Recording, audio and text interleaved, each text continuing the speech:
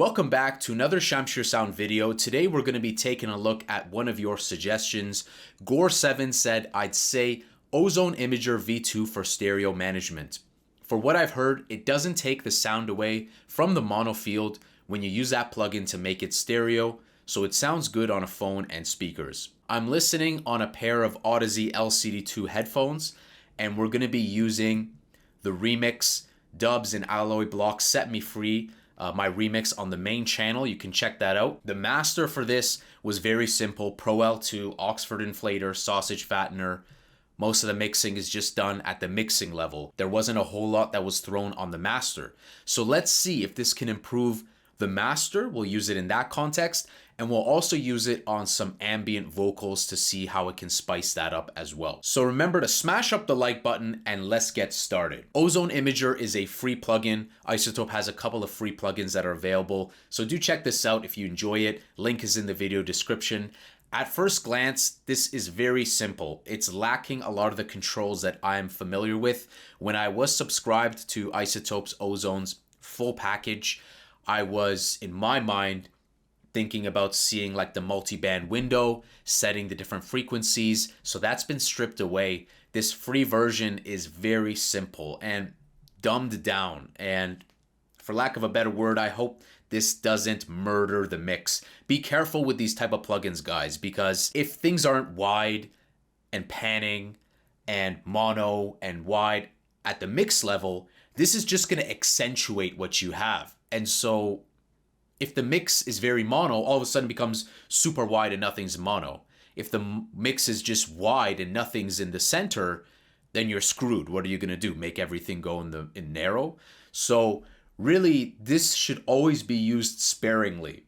And the fact that it's missing multiband controls, this video is becoming more of a rant than it is like a review. We have a width knob, 0 to 100% or minus 100, so narrow, default, or 100% wide. You can double click to make it default again. Stereoize, so let's hover there. It says, disables decorrelation processing to synthesize side channel signal content. And you have kind of a delay amount that you can set. Adjust the delay time, mode, or noise length, mode 2, used to synthesize side channel signal content. By default, it's on mode 2. Of course, experiment what works for you. We have a bypass knob at the top. Let's go ahead and listen to this a few bars with this off, and we'll toggle it on. It's been too long.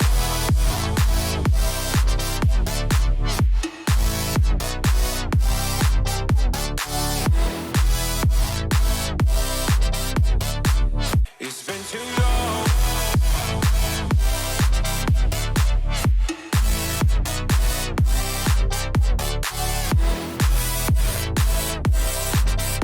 It got totally murdered. So, I mean, don't you dare think about turning this up to 100% on your mix. It's just going to get annihilated. Let's see if we can maybe be a little bit more conservative. It's been too long.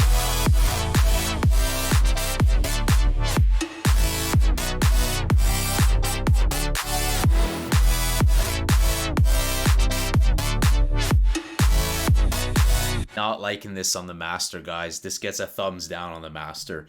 It's just making it sound tinny. It's doing it to, like, I don't know. Is this doing it to all the frequencies? Let's listen on mono and see what's happening to the center. It's been too long.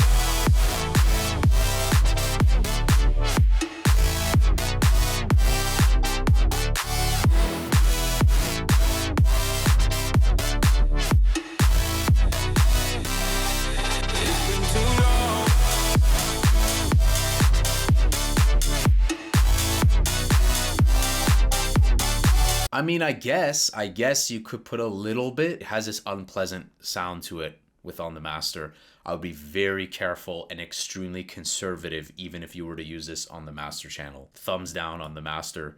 Let's see how this sounds like on some ambient vocals. So these are vocals I recorded quick one take. You got to do the panning and the width and the mono stuff at the mix level.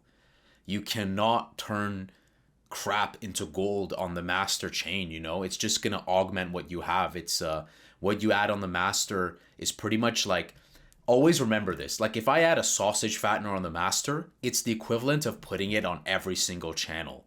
So if all of a sudden I add like an Izotope Imager with like, bam, tons of width with no knobs to control like low end mono, this a little bit more, this a little bit more, it's just gonna be like painting all of them in the same way. So I'd be very careful using a plugin like that on the master. Let's go ahead and just solo this so you guys can hear what this is. It's just like a back reverby type of choir that is automated with the bass.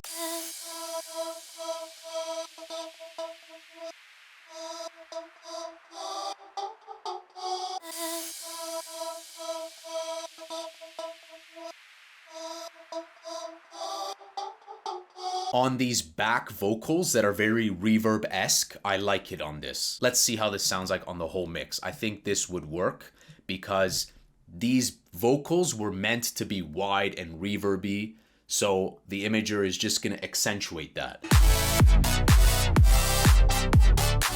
It's been too long.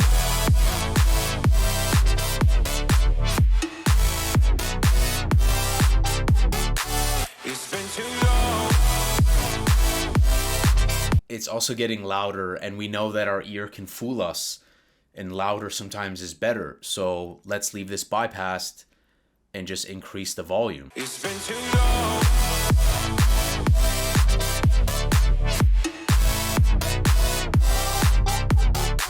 It's been too long. Guys, you know what? Let's end this video early. F this plugin, okay? These type of plugins are just ass. Automate pan in the piano roll. Draw your panning. Play out the panning in the automation clip. Make things mono. Make things wider in the mixer. Use Pancake 2 and use LFO automations. Use ping pong delays. This, on your master, this, what are you gonna do? Crank it to -100 on your master? What are you gonna do? Crank it to +100? What are you gonna do? Put it to 7%? So what, you wanna make your kick more wide? This gets a thumbs down from me because this is not the type of Ozone Imager that I would have expected. I would have expected multiband controls. If I saw multiband controls where I could set mono, like the low end frequency to 120 or 150, leave the mid, pump some of the highs, 4K and beyond, then I would say yes. But this, as we saw, it just made this louder, and if I crank it up, I get a similar effect. So your mileage may vary. I would not use this on the master. If you were to and you had to, the smallest amount possible. This is better suited to individual tracks, but even then, be careful that you're not being fooled by loudness and reach for other simpler, more effective things such as piano roll panning, stereo shaping, mono or wider in the mixer, such as free tools like Pancake 2, where you can automate LFO, right, with the panning to get much more interesting effects. So thumbs down from me. This gets like a 1 out of 10, you know, E for effort. Let me know what you guys think about this, if you've used this, in what context have you used this. Remember to smash up the like button, smash the subscribe, and I'll see you guys in the next video. Take care.